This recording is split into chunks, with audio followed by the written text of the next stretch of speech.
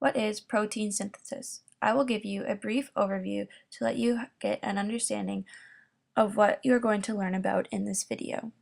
Protein synthesis is a fundamental process that happens in your body every day. It is when cells build the proteins needed in order to function. There are two steps in protein synthesis. The first one is transcription and the second one is translation. I'm also going to be talking about mutations in protein synthesis. A quick review of what DNA is. DNA is a molecule that encodes your genetic information and is used in the development of all living organisms. It consists of a double-sided helix and contains codes made up of 4 chemical bases: adenine, guanine, cytosine, and thymine.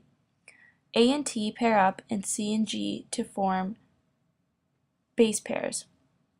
Now, you might be wondering what protein synthesis is used for. A prime example would be sore muscles. When you experience sore muscles, it is a form of lack of leucine, an important amino acid needed to repair muscle.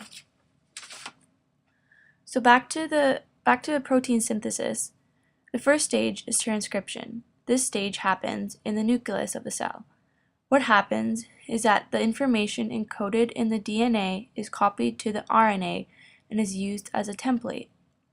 In this stage, though, thymine gets replaced with uracil because it takes less energy to make.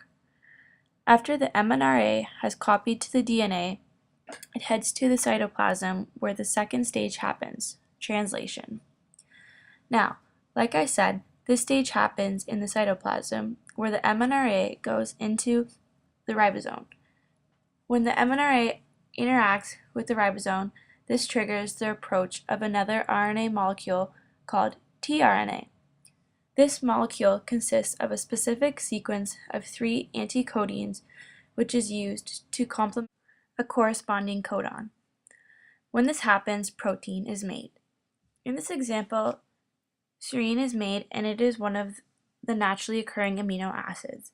This protein is not essential to the human body diet, but an amino acid like leucine, mentioned earlier, is essential to the body in order to maintain healthy muscles. Now, mutations occur in protein synthesis when the bases get switched, deleted, added, or moved.